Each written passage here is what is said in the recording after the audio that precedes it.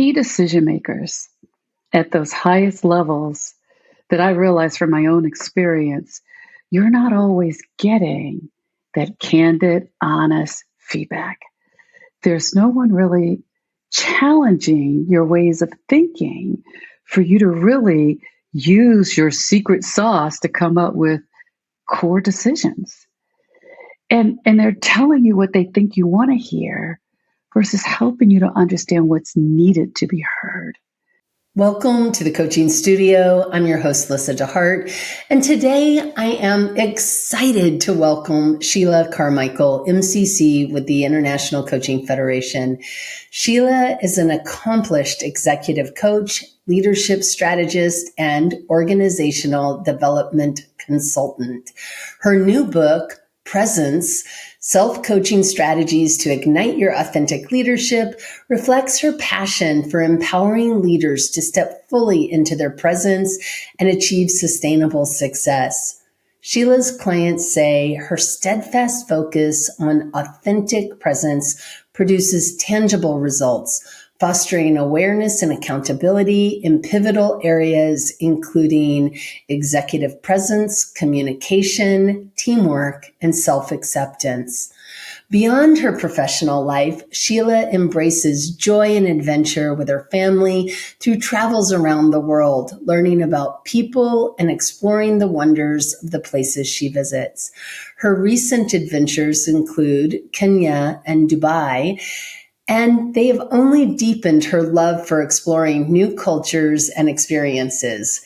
She is also a jazz and wine enthusiast, and while people who meet her may think she's an extrovert, she's more of an ambivert with a bit more of an introverted leaning. She values intimate conversations and deep connections with the people she spends time with. And Sheila, I feel very excited to be one of those people. So welcome to the studio. I'm so excited to have you here today. Thank you so much, Lyssa, for having me. I'm equally excited to be here. It's going to be fun. So I love to start this off with getting a bit of that sort of that arc of how you ended up being a coach, an MCC coach specifically. Like, what happened? It is a fascinating question. It happened because I thought I was doing coaching in my corporate roles as an HR executive. And I kept hearing this buzz about it. And I thought, let me go get some training to find out if I'm really doing this the right way, because I hear it sounds like it's a little different, right? And after I went through my first coach training certification program, I was hooked. I was like, I kind of been doing this all these years, but this just takes it up to a whole different level. So when I went for my first credential, I didn't even realize I had the hours. So I literally went from Lyssa 0 to PCC because I had that many hours of training and experience.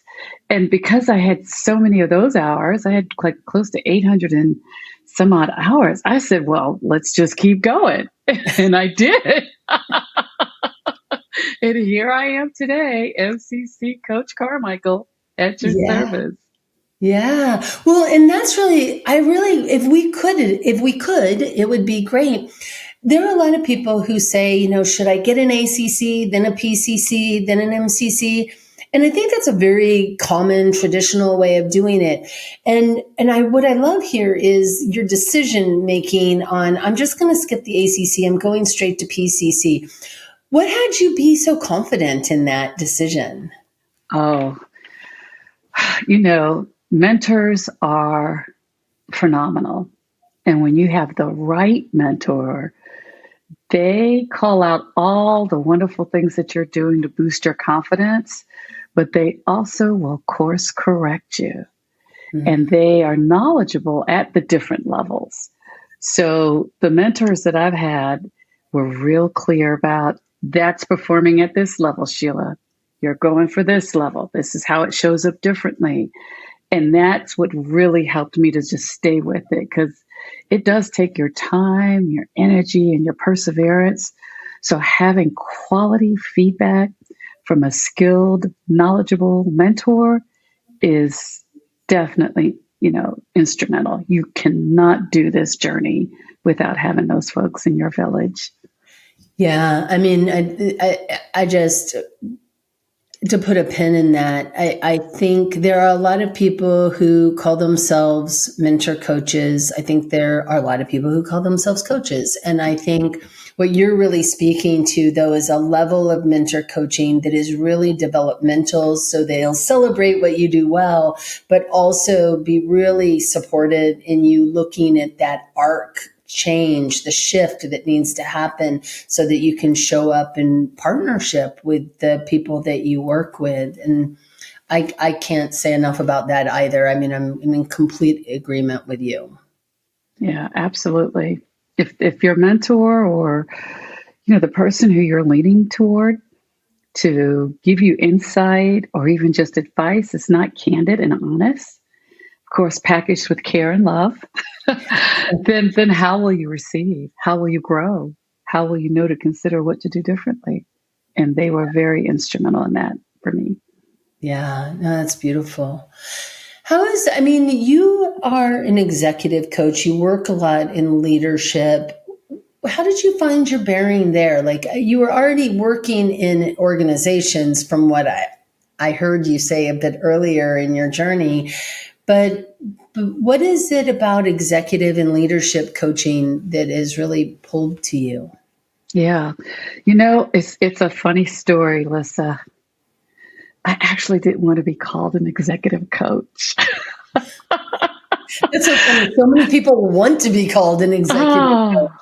When I started off in this journey, Lyssa, I just wanted to coach, I thought, just leaders. I didn't want to have this stigma because at the time, coaching had not taken its full strength yet. It was still in its early stages. And people were thinking all coaches were life coaches. And there's different niches and disciplines. And I heard the stigma that kept being associated with executive coach. And I thought, I don't want that. I fought it. I started off calling myself the corporate coach, right? Because I thought that's my niche. And then it was like a V8 moment, like you hit yourself on the forehead and you go, Sheila, you're an executive coach. Just embrace that. And why is it that pulls me in? Because of the corporate journey I've had along my career, Lyssa, it's something about key decision makers at those highest levels that I realized from my own experience, you're not always getting that candid, honest feedback. There's no one really challenging your ways of thinking for you to really use your secret sauce to come up with core decisions. And they're telling you what they think you want to hear versus helping you to understand what's needed to be heard. So that's what really pulled me in. Who is the person to help you open your mindset and really just think differently and consider what are other ways to really play into what you need with what you have or need to acquire to get where you want to get to. Yeah. That's what pulls me towards the executive levels. These folks have such an impact when you think about the hundreds and thousands of people who support their vision and their dreams for their organization, right?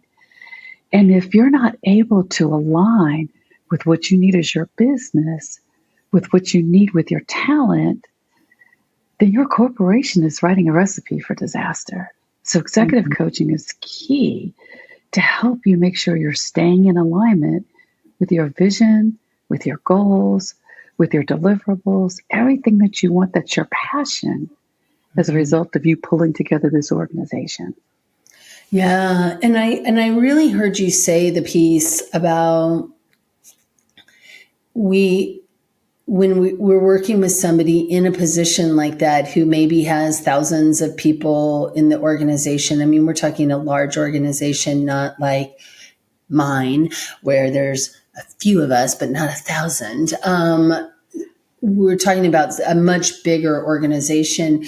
The need for those key people, those trusted partners who can reflect back to you things to support your ability to see the bigger picture of how your impact is in the work that you're doing in the world that you're working in. And you mentioned the secret sauce. What is your secret sauce to your coaching? I love when people ask me this question. My secret sauce, it's like my superpower. It really is. I have always been able to connect dots in theories to what needs to be applied. And I didn't realize that early on in my career, but as I continue to strengthen my coaching skills, it just really honed in like that is your superpower. You know how Marvel Comics have their X-Men. That's my X-Men super strength. It really is. And people wonder how I can do it.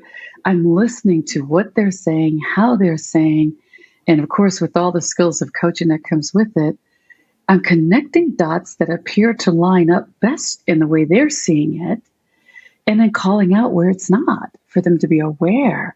Mm-hmm. These dots are not connecting. What's going on, And at those high levels in the organization, those decision-making authority levels, mm-hmm.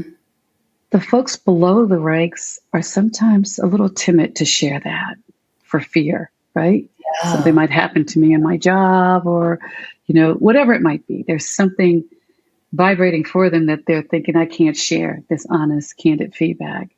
So who is that trusted partner to call out where the dots are connecting for mm-hmm. you and where they may not be syncing? And it could be showing up just in the way you're speaking to your dots because there's some hesitation or some concern that you don't even realize it's playing in the way you show up, which then is impacting the way you influence. So connecting dots and helping people to really, that mirror that they're looking at of themselves, take off the film of your own self-ego. We all have our egos. And how do we really see the real clear picture of how we're showing up? That's where Coach Sheila comes in to help support that. Yeah. Well, and I know with your book, Presence, right? And I'm also hearing as you talk, how do you develop courage as a leader? I'm wondering, is there a connection between presence and courage in your work? Yes, there is, Coach Lyssa. There is. There's a connection between the way you're choosing to show up and where your values and beliefs are. And what you're holding on to as your anchors in those especially high-stake decision moments. We're under the pressure and we're thinking we just got to get it done, got to get it done, got to get it done. And we sometimes often forget we've got to take that time and space for processing, not just the what, but the why. What's really fueling this? What's the cause behind it? And many times those are tied to a conviction, like a belief or a value. And if we're not aware of where those drivers are being stemmed from, then we could be making some really misaligned decisions against what we truly believe. And I'm sure we've all been in places and situations where we reflect back on the day or a particular situation, and you say, oh, that didn't go as well as I intended it to go. Can I have a do-over? Exactly. And that's where, as a coach, the more we can get ahead of those, or at least help for recovering from those, then the better you can show up as a leader, as being a human, authentic leader, tied to what's really true for you and not in a reactive state. Yeah. And I think the thing that's sort of showing up is that issue of that reactive state. And this is a sort of a kind of a side left turn, maybe a little bit, but you work with a lot of leaders, and I'm curious how the fact that they don't have people that are that they trust to actually reflect back to them. What does that say of the state of leadership as you see it? Wow. That's a big question, Lyssa. It is a huge question. So I apologize. No. I mean, to your point, what does it say about the person's leadership? I get curious as coaches, we get curious. What does it say about your culture? Mm-hmm. What does it say about your performance management systems that are in place for rewarding or the consequences behind not being candid, open, and honest? I mean, there's so many layers around that.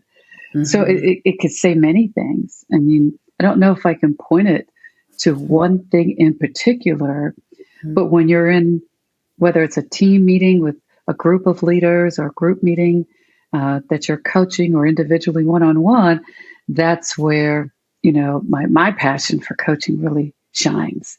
That's where the curiosity I like to refer to as my fascinated explorer gets out her big, magnifying glass, trying to find out what's really going on here and what's really driving these things so that we can say, is this a leadership issue? Is this an individual issue? Is this more of a system within the organization or the culture? Are there other things that are coming into play that are reinforcing the not being able to speak up versus the ownership and agency that it's okay to speak up, the respect to do so. Yeah. And how do you work then around that idea of presence? Like, what does presence mean in the context of this work with leaders? Yeah. So another great question, Coach Lyssa. Most people hear the word presence, especially when you say executive presence, and they think it's all the exterior. They think it's what you're putting out. I look at the other side of that coin. What you put out in your exterior presence is really driven from what's going on inside you. And we're complex individuals. So it's not just what we're thinking. It may be the emotions, even though there's no emotions in corporate usually, right? The old school corporate. I don't know. There's people. I have a little. I've heard so many leaders say, "Oh, I don't want to deal with the emotions. I just want to deal with the facts." Well, like you said, we've got people working here, so they come with the whole kit. They come with their thoughts, they come with their emotions, and they come with their intuition. They also come with their experiences, their values, and their beliefs. So we need to understand what's going on the inside and how that all formed in order to show up on the outside in the way that we're intending. Which is then circles back to really to courage. To courage and taking stock into who you are, embracing that, discovering if there's some things you really didn't want to discover, maybe. Some of the realities, both externally and internally, as well as, giving you the right data points from all aspects to make your best decisions. Yeah. No, I think that's so powerful. Quick interruption. And I just want to say thank you so much for being on my channel, for liking and subscribing to the work that I'm doing. It means a great deal to me, and I'm very appreciative of it.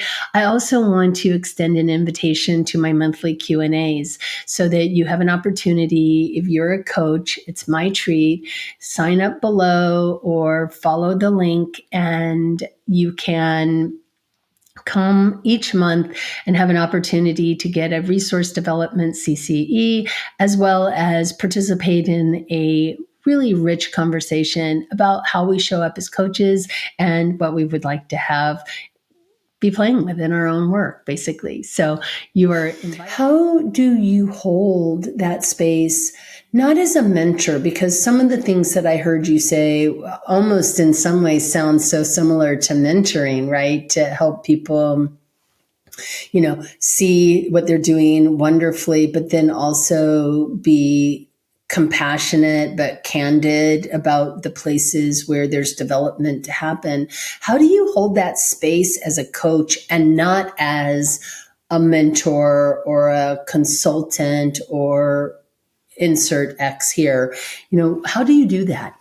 Yeah, that took a lot of time and mentorship from other coaches out there to help me, because there is a very fine line in the way you're showing up as a coach that could be perceived as a mentor, advisor, or consultant, right?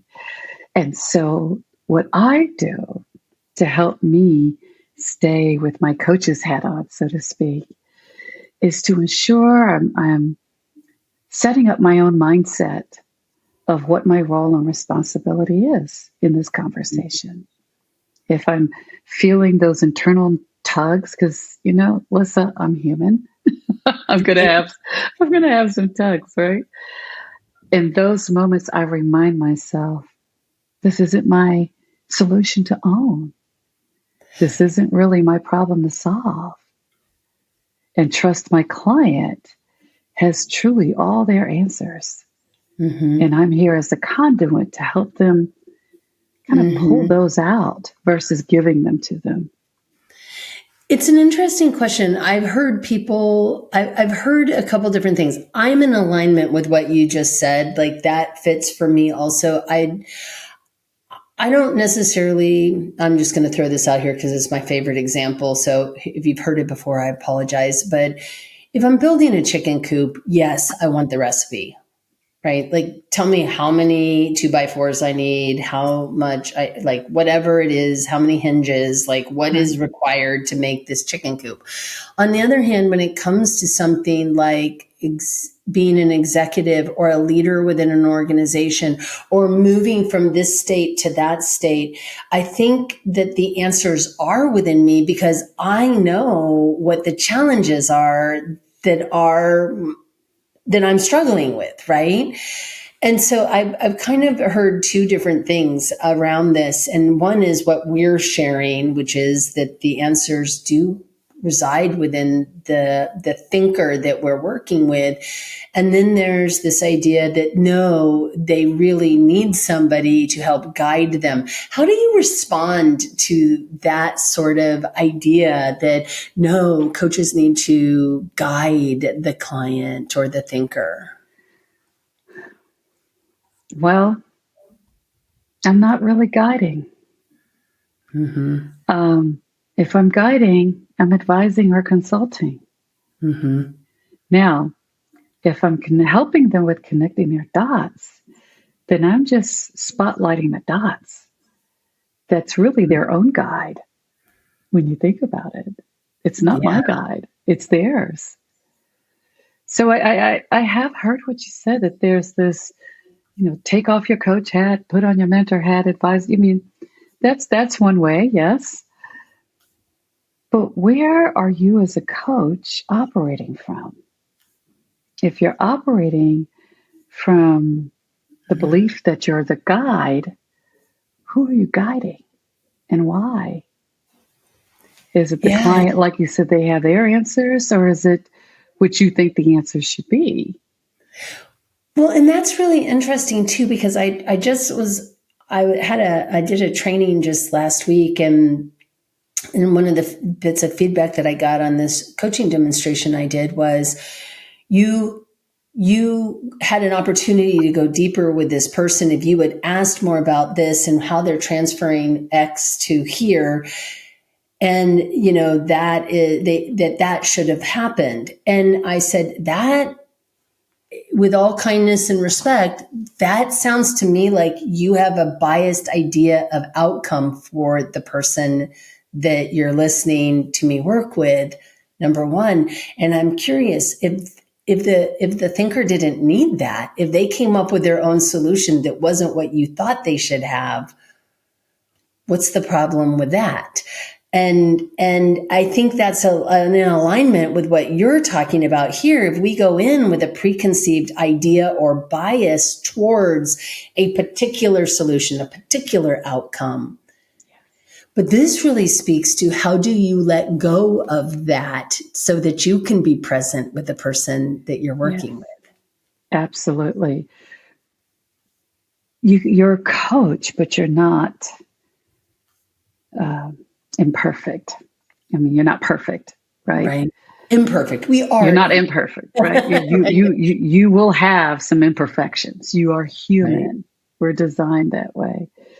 And so your awareness of yourself as a coach is elevated the more you're paying attention to how you're choosing to respond and how you're choosing to show up and your reasons behind that. Absolutely. Yeah. So I love your questions. Like, yeah. I mean, it was something that was just sort of an interesting observation. And I agree. I mean, I think there's a million choice points and none of us are perfect. We live in an experience of imperfection.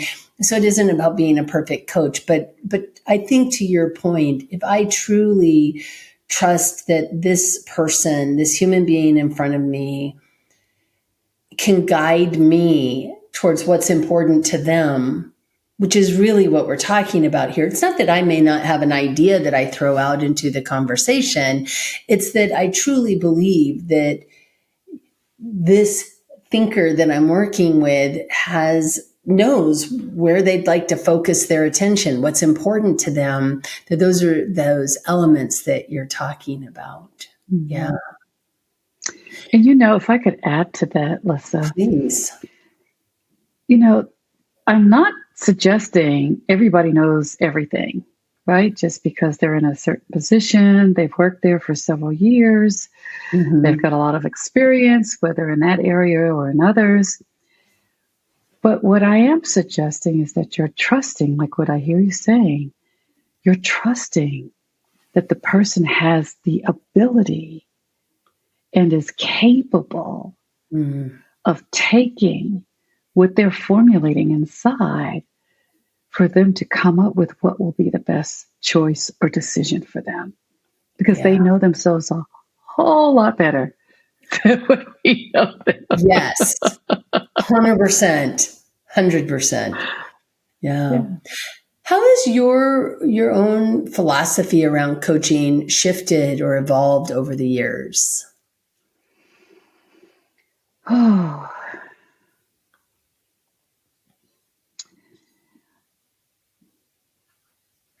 I don't know if it's shifted as more as if it's strengthened. Yeah. And I say that because I've always been one to see people for who they are. It's like that Gallup Strength Finders assessment that tells you your top 5. Well, my number 3 is individualization. So it's always been another part of this secret sauce for me. And maximizer is number 1. So I really have to rein that one in from time to time. And that's my self-awareness of who is Coach Sheila showing up, for these moments in conversations. But when I think about those 2 in particular, when they are in that coaching space, Lyssa, it's like magic for me. Mm-hmm. Because I want people to grow. I want them to be the best who they can be. I see where there's things they may not actually see them in themselves, but the individualization in me says, but they are who they are. And respecting that helps to calm one superpower with another. Mm-hmm. So I'm leaning into who they are and respecting what they bring to the table, so that I'm not the cheerleader. Yeah, you could do it. You can make it happen. But reminding myself that, it's an anchor for me. People are who they are. And they're also learning and evolving. And they're becoming aware of things maybe they just forgot. So if I'm there to help them pull it out, absolutely. That's the maximizer being satisfied that yes, you're getting them back to them. You're getting them back to their true selves. Yeah. What has influenced you to this realization, awareness, strength, right? What has been those influences to that? They come in so many different layers. Of course, they started as a child with the right people in my village. My parents were amazing, and the people they ensured surrounded us were also fabulous. And then as I continued going into the workplace, so to speak, the mentors and leaders I reported to, friends, they also were doing with me what I'm now doing with others. Mm-hmm. And then even today, when you hear your clients, they choose you because of who you are and the many facets of what you bring to the table to support them, to trust you that they can be vulnerable to share those things that are weighing heavy. Those are constant reminders when we Yeah. step away from those conversations and it's just like they've been renewed. They've been restored back to their authentic selves and just was so grateful to have someone to give them that safe space, that psychological safe space to be vulnerable, to be able to do that. It's not given often to those in high level positions. The spotlight is always on them. I'm not sure it's given to very many of us in any position, that No, psychological safety to, I don't know, babble or whatever our thinking is with another person without the fear of judgment. It's interesting. I remember one time I was working with an organization and I was doing something all by myself for the first time. And it was a big deal for me in that moment. I was teaching a class. It was finally, the training wheels were off. I was on my own. And I said to my boss, gosh, I'm just feeling really nervous right now, which was a normal feeling. But I also just felt like I needed to verbalize it because part of it, the verbalization for me, I'm an external processor, was a way of just sort of getting it out of my head. And what I got in reflection to that was, are you sure you're ready? Like that triggered their concern, right? Like, and so at that moment, I realized I was not safe to genuinely speak what was coming up for me in this space. Right. mm-hmm. And I was like, I'm going to be fine. And then I was fine. Like it was all fine. But I think it speaks to that ability to be psychologically safe with people, to really speak to what's showing up for us so that we can have somebody go, you're going to be fine, or have somebody go, what do you need in order to be fine in the moment? Like what is it you need right at this moment? I just need to have said it out loud, right? Like shake it off. And I think that's some of what I'm hearing as you talk also. Yes, absolutely. We're human. I keep going back to that. We've Yeah. got all these things that are stirring inside of us. Where's the safe space to just vent and not feel any repercussions from that? And you're Yeah. right. That's in every level of the organization. That's in your household. It's in your neighborhood. It's in your communities. Can you say something, call it vent, quote unquote, or just needing to verbalize because that's Yeah. your form of thinking and not feel like it wasn't okay to do so? Yeah. Yeah. Definitely. I'm thinking of the work by like the Gottmans, and one of the things that I took the Gottman training many years ago, and one of the things that John Gottman had talked about was it doesn't take much, like for you to shut down somebody ever speaking about something again. And I don't remember what the statistic was on it anymore. I know that he talks, the Gottmans talk a lot about the 5-to-1 imbalance towards the positive, but I think it was something really like, it only takes like a couple of times of sort of like having a negative response or even a neutral non-response to somebody, and they'll just never bring the topic up again. And I think about that from the organizational standpoint. At what risk is an organization when the people that work within the organization do not feel safe to bring whatever it is to the surface? What gets missed? It's a huge risk, Lyssa. There's a couple that come to mind. One of which I can recall when I was working at an organization that innovation was the thing. That was the buzzword, right? That was the catchphrase. How do we be more innovative? It's like, do we really understand what that means? Are we ready to unleash that in its true essence to gain what we're trying to do? Because it's more than just folks just throwing out ideas and, giving you these nuggets to go on, but it's the receiving side of when those ideas are being thrown, to your point, right? If they are, poo-hooed or pat down or, pacified, then depending on the other side, it's like this communication game of tennis. If it's a friendly game, they serve the ball. Did you slam it back to the other side? Did you toss it back for them to receive? Did you just drop it in the court? What did you do with it? Put it into another. And they're watching, getting ready to receive how you're going to return, right? If this is a friendly game of tennis, not a competitive game, just a friendly game. Yeah. And the way you return on that message that was given to you can dictate how they're going to respond moving forward. Some may take a couple of more tries. Others, it may only take that one time to say, whoop, note to self, don't do that again.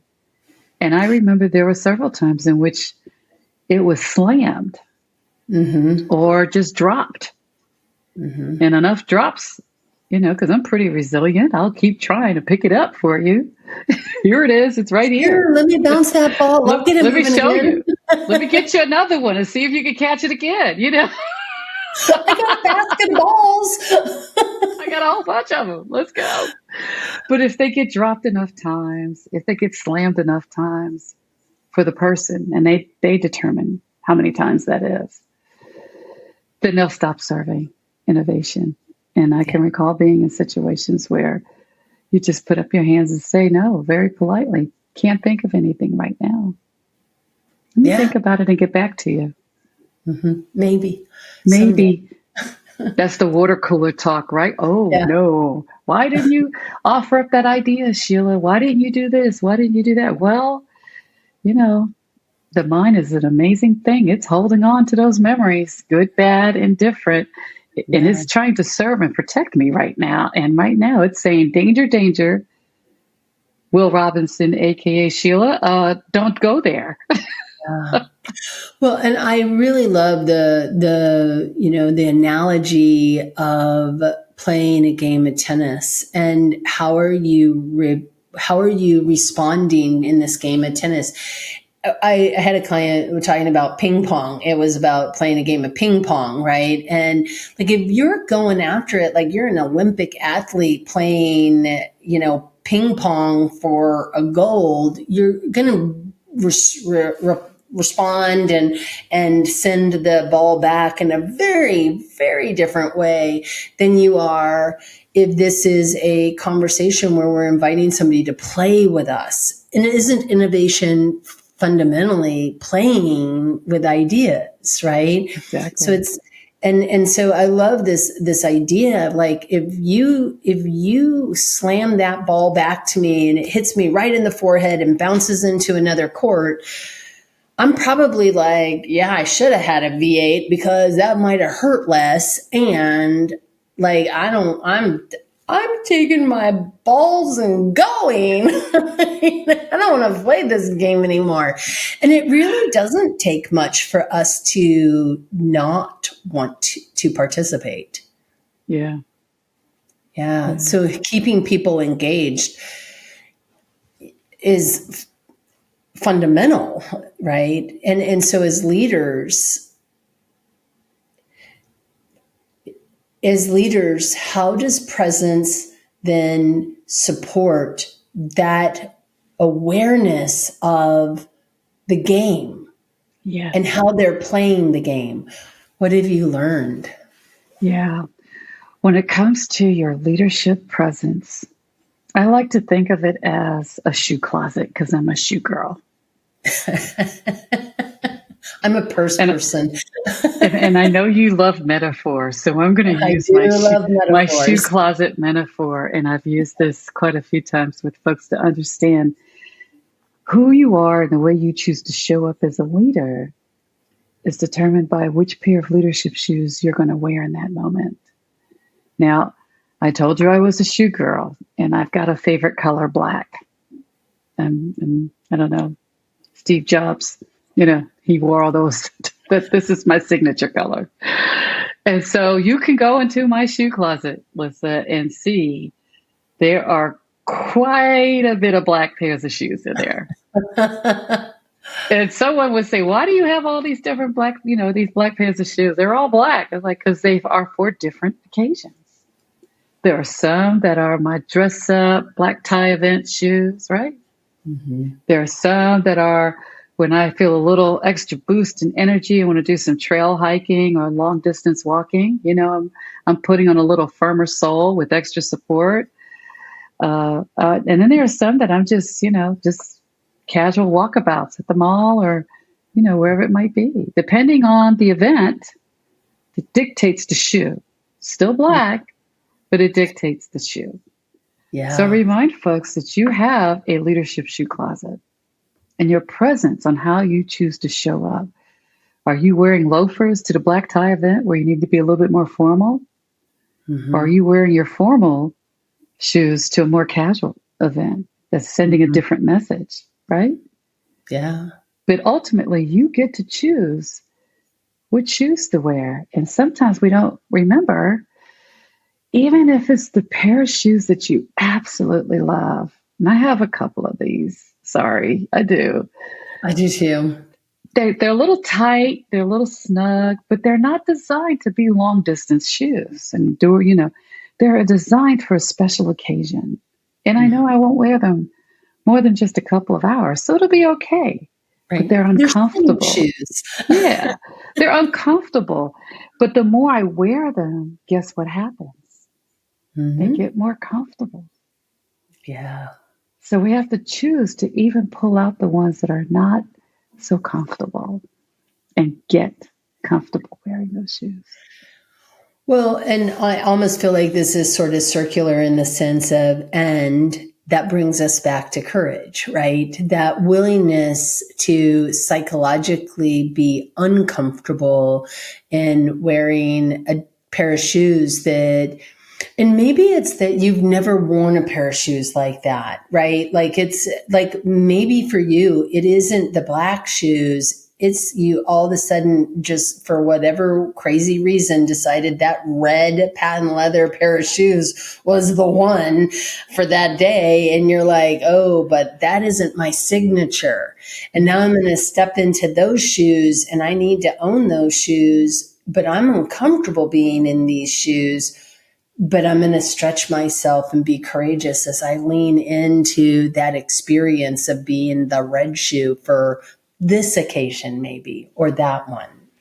Absolutely. You must have been at my last stylist meeting for my photo shoot, because that's exactly what happened.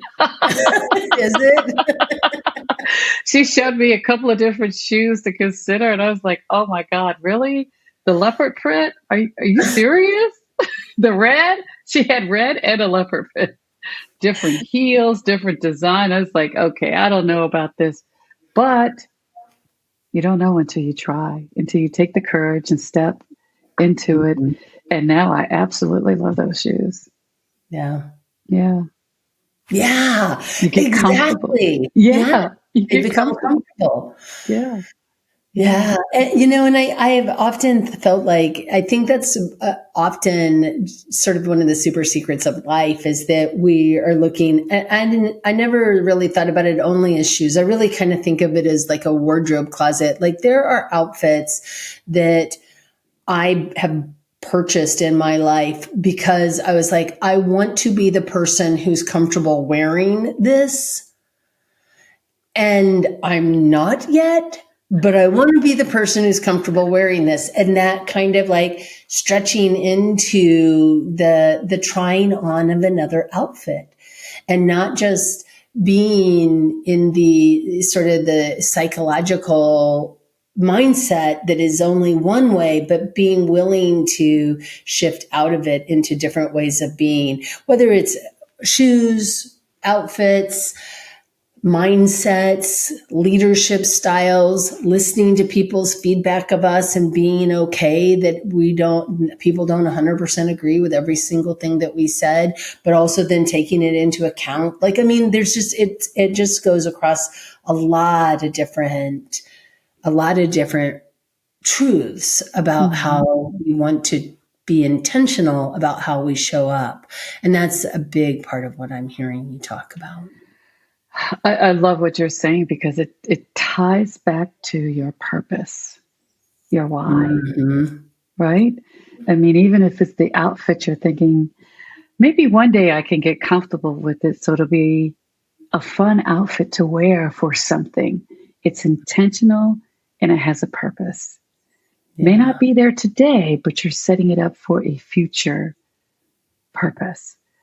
And it's the same thing that I think we as coaches bring to the folks who we coach is that we're just bringing awareness to something that you have an intention for and there's a reason for it. So let's Yeah. explore what might be options to consider. And they don't have to be huge all the time, right? There may be just one little adjustment to get you more comfortable with something you truly do have a purpose for. Even Yeah. if there's something around it that's not quite there yet, but if you know you keep to your purpose and your intentions, eventually it will get there. That was why now those red shoes I love and those leopard print, I'm like, oh, because they have an intention for what I want it to align to. They work. But Yeah. you would have never known, I would have never known that if I Yeah. didn't at least experiment with it. Well, and it's really easy to walk by the stuff we're not comfortable with when we're shopping for the whatever the shoe or the outfit or the idea is that Mhm. we think speaks to us because our comfort level dictates a lot of things, right? It Yeah. dictates a lot of how we show up.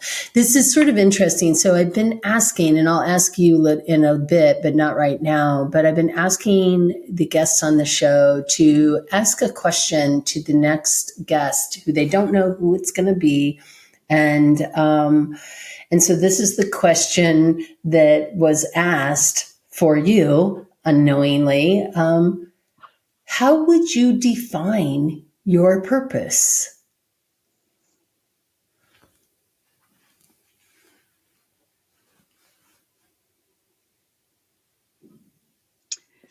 I would define purpose, the definition of purpose to me means that this is something that keeps you in the game.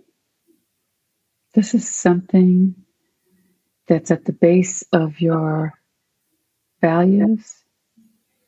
There's a reason behind it for a certain outcome. And as you're working through towards that purpose and the storms hit and unexpectancies come up or something completely wipes you out, the next day when you wake up, you're anchored back to it just like that because Yeah. it's that much of a motivator. It has that much of a driver for you. Your purpose as a mom, Your purpose as a dad, your purpose as a sibling, a daughter, a son, a coworker, a leader, whatever it is, the many hats that you wear. I remember in a class I used to train quite a bit called 7 Habits for Highly Effective People. Stephen Covey, right? I got that training too. Yes. That was one of the first steps, is to understand who you are. You know, what matters most comes back to the many roles that you play and what you want it to mean for you. We had this exercise that to picture your 85th birthday.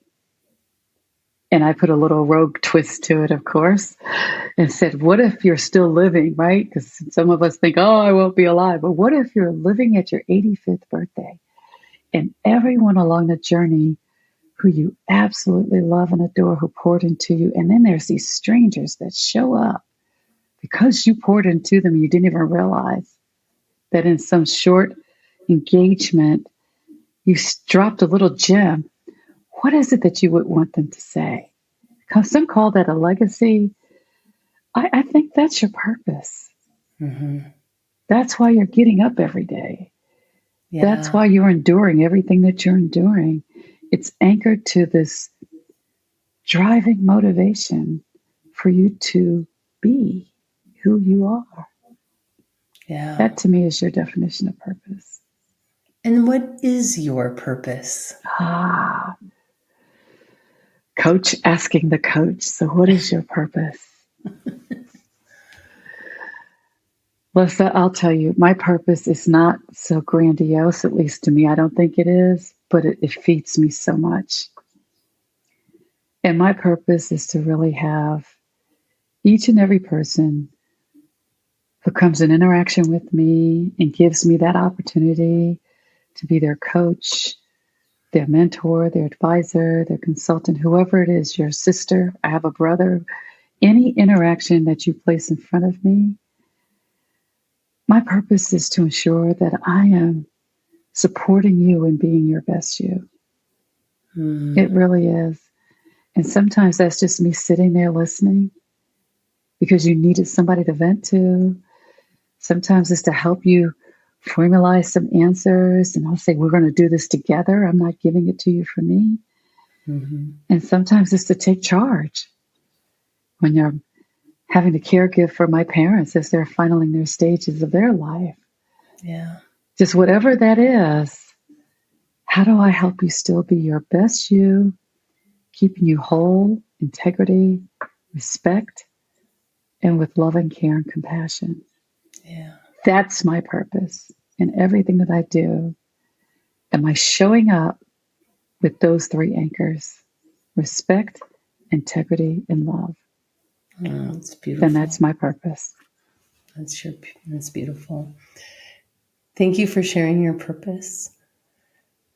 When you think about what young coaches, new coaches coming into this field might benefit from knowing, what would you share with them? Defining your purpose. Truly. It truly Like, is. it really does come to that. I mean, I don't know about you, Lyssa, but I know when I started off, I was coaching for something else, an outcome of others. I want to help and guide and transform other people, all these different things. But that wasn't at the core. Now it's at the core. It is that to me is a differentiator. When you're comfortable, you're courageous, you're confident, because you're anchoring back to your purpose, your core. All the noise, it comes up and you can easily swat it away. It's not a lie. People frequently ask me, like, how do you quickly do that? Oh, I want to be just like you. Define your purpose. Yeah. Get clear. And then you're not being like me. You're going to be just like you. Yeah. I don't want hundreds of Sheilas running around here. One is Yeah. enough. One is enough. And you've already done the work to be this one. Yes. So, Yes. yeah, that's beautiful. Besides your own work that you put into the world, is there anybody that you recommend, a person or a book that has really profoundly impacted you, either personally or professionally? Yeah. Well, I've got quite a few. One recent one, uh, I started reading called Light Up with Oh, Metaphor. that is not a shameless plug on my part. So we're It clear. really isn't. It isn't because I started reading it and I said, wow, she's right. So if you're new into the coaching industry and you're trying to figure out how to weave these things in that your clients are sharing with you, grab that book. You'll light them up. Definitely. Definitely. You will light them up. I love it. I love it. Did But I to say add, something that I wanted to invite you back a bunch more times? No. it is definitely something, to consider because as I was reading it, it gave me confirmation, which we all Yeah. need. So I love it. It lit me up as a coach. I was like, yeah, and I'm still reading it. I would also say um, there's different things. I used to be a corporate trainer. So there's the knowledge that you need to understand the the competencies and skills of coaching. So where do you need to strengthen that? And reference the ICF competency model. I think it's solid. Coming from an HR background, it helps you to clearly understand examples of behaviors for these particular competencies. And they help you to understand that they are interdependent, not independent. They don't stand alone. They Right. connect to each other. So definitely strengthen your skills, your knowledge of your skills. Um, I would also reference, there's tons of assessments out there to help you with understanding what your super secret sauce is, your superpowers, right? I tend to lean towards the Gallup Strength Finders. There's science, it's solid. I know there's strengths on the UPenn site as well. All of them, when they tap into you understanding and building awareness to the things are part of your DNA, so to speak, and you've never been able to quite explain it. That's why I love the Gallup Strength Finders tool, because it gives you that content to help explain who you are. And then the other thing I would say, there's tons of books. They've got different titles around them. The ones that are resonating for you, just grab them. Just grab them. The more you keep reading, the more you keep understanding, because this industry is changing. It's changing and it's evolving. So just because you went to the class, just because you took some assessments, read a couple of books does not mean you can check the box. Coaching is an ongoing learning journey. You don't get there and you have it. You get there and you keep holding on to it by why you keep acquiring. Yeah. So keep growing, keep growing. Yes. I love what you said also. If you see a book that resonates, pick it up and read it, because it probably is resonating for a reason. And Exactly. there's so many good books out there that you walking through a bookstore or Amazon or whatever, you're going to come across a few that you're like, oh, I could probably learn something here. Trust yourself is what I'm hearing. Yeah. Use your intuition. And what if it doesn't give you the positive gems, right? What if you walk away after reading this book going, oh, that didn't really do it, but now you know something you didn't know before. Exactly. So I would like to ask you, what is the question you would ask for the next guest, not knowing who they are? Oh, I'm wondering, the people you're bringing on your podcast, smart, intelligent, they've honed into their craft. What is it that they do to keep themselves at that mastery level of coaching? Oh, that's a great question. Yeah. How do they sustain it? That would be, I mean, can you imagine if there was a list somewhere of that resource? Yeah. Yeah. Yeah. What do you keep? Thank you for that. And Sheila, thank you so much for being in the studio today and spending time with me. I've I definitely felt your presence fully. Lyssa, I can't tell you how grateful I am for this opportunity. It means more to me than words can even express to link it with other peers in the coaching industry and just share your story, learn theirs. That's what it's all about. So thank you for giving me this opportunity to show my presence. I appreciate you. I love you. Thank you so much.